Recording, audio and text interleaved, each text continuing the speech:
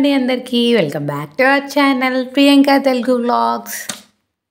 ముందుగా ఒక చిన్న రిక్వెస్ట్ అండి, మన ఛానల్ని ఎవరైనా సబ్స్క్రైబ్ చేసుకోకుండా చూస్తున్నట్లయితే వెంటనే మన ఛానల్ని సబ్స్క్రైబ్ చేసుకుని పక్కనే ఉన్న బెల్ ఐకాన్ని క్లిక్ చేయండి.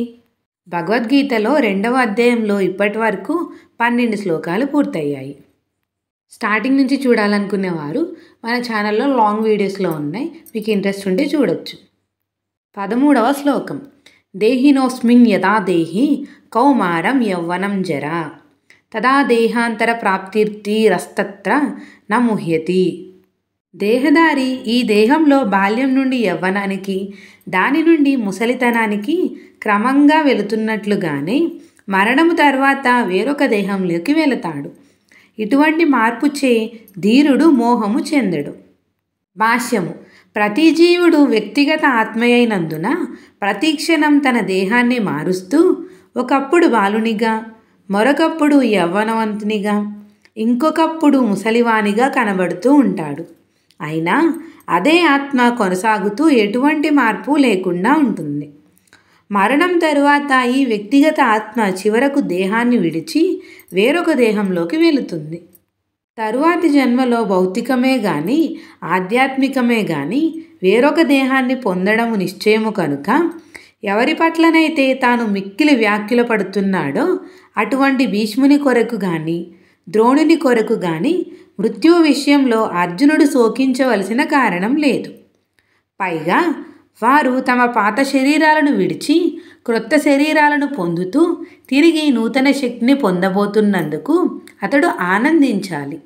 జీవితంలో మనిషి చేసే కర్మను బట్టి నానా రకాలైన సుఖదుఖాల కొరకు అటువంటి దేహ మార్పులు కలుగుతాయి. భీష్ముడు, ద్రోణుడు పవిత్రాత్ములైనందున తరువాతి జన్మలో నిశ్చయంగా ఆధ్యాత్మిక దేహాలను పొందబోతున్నారు, లేదా కనీసము ఉన్నతమైన లౌకిక భోగానికి దేవతా శరీరాలను పొందుతారు. కనుక ఇందులో ఏది జరిగినా చింతకు కారణమే లేదు. వ్యక్తిగత ఆత్మ, పరమాత్మ, భౌతిక ఆధ్యాత్మిక ప్రకృతుల స్థితులకు సంబంధించిన పరిపూర్ణ జ్ఞానము కలిగినట్టి వ్యక్తి ధీరుడని పిలువబడతాడు. అటువంటి వాడు దేహమార్పుచే ఏనాడు మోహము చెందడు. ఆత్మ ముక్కలుగా ఖండించబడదనే విషయం ఆధారంగా ఆత్మ యొక్క అద్వైత్వానికి సంబంధించిన మాయావాద సిద్ధాంతాన్ని త్రోసిపుచ్చవచ్చును.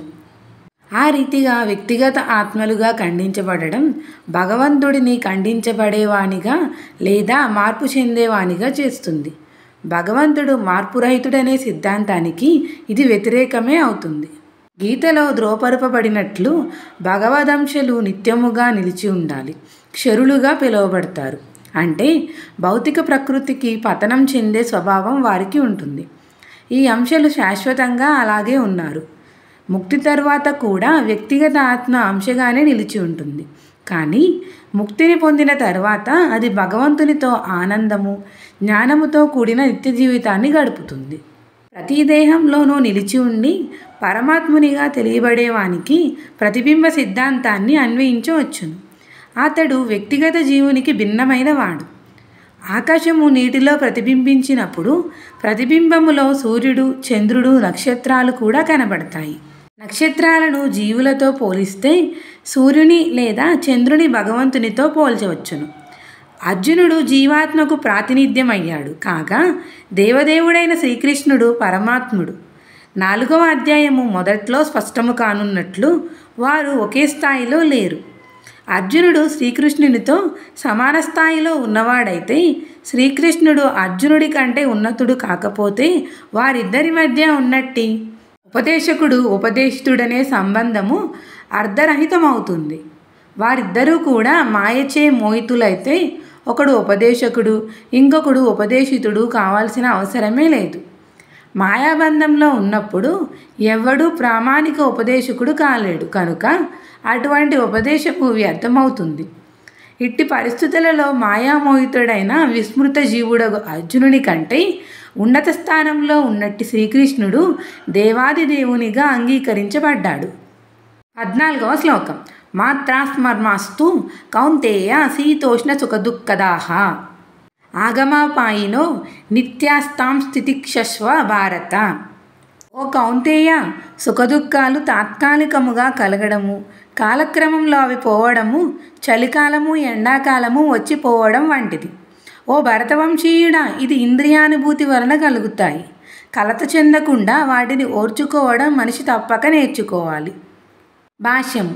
సక్రమమైన విధి నిర్వహణలో తాత్కాలికంగా వస్తూ పోతూ ఉండే సుఖదుఖాలను ఓర్చుకోవడం మనిషి నేర్చుకోవాలి. వేద నియమము ప్రకారం మనిషి మాఘమాసంలో అంటే జనవరి, ఫిబ్రవరి కూడా తెల్లవారుజామునే స్నానం చేయాలి. ఆ సమయంలో చాలా చలిగా ఉన్నప్పటికీ ధర్మాచరణకు కట్టుబడి ఉండేవాడు స్నానం చేయడానికి సంచయించడు. అదేవిధంగా ఎండాకాలంలో అత్యంత వేడి సమయమైన మే, జూన్ నెలలలో కూడా స్త్రీ వంటశాలలో వంట చేయడానికి వెనుకాడదు. వాతావరణ అసౌకర్యాలు ఉన్నప్పటికీ మనిషి తన విధి నిర్వహణ చేయాలి. అదేవిధంగా యుద్ధం చేయడం క్షత్రియుల ధర్మం. మిత్రునితో లేదా బంధువుతో యుద్ధం చేయవలసి వచ్చినా క్షత్రియుడు తన ధర్మం నుండి తప్పుకోకూడదు. జ్ఞానస్థాయికి ఎదగడం కొరకు మనిషి ధర్మానికి సంబంధించిన విధి నియమాలను తప్పక పాటించాలి. ఎందుకంటే జ్ఞానము, భక్తి ద్వారానే అతడు తనను మాయాబంధము నుండి ముక్తి చేసుకోగలుగుతాడు. అర్జునుని 2 పేర్లతో సంబోధించడం కూడా ముఖ్యమైనది. కౌంతేయ అని సంబోధించడము అతని తల్లి వైపు రక్త సంబంధాన్ని, భారత అని సంబోధించడము అతని తండ్రి వైపు నుండి వచ్చిన గొప్పదనాన్ని సూచిస్తున్నది. 2 వైపుల నుండి అతడు గొప్ప వారసత్వం కలిగి ఉన్నాడు. గొప్ప వారసత్వము విధి నిర్వహణ విషయంలో బాధ్యతను తెచ్చిపెడుతుంది. కనుక అతడు యుద్ధం మానకూడదు. దీంతో భగవద్గీతలోని 2వ అధ్యాయంలో 14 శ్లోకాలు పూర్తయ్యాయి. Continuation next video. Please subscribe to our channel. Thank you for watching.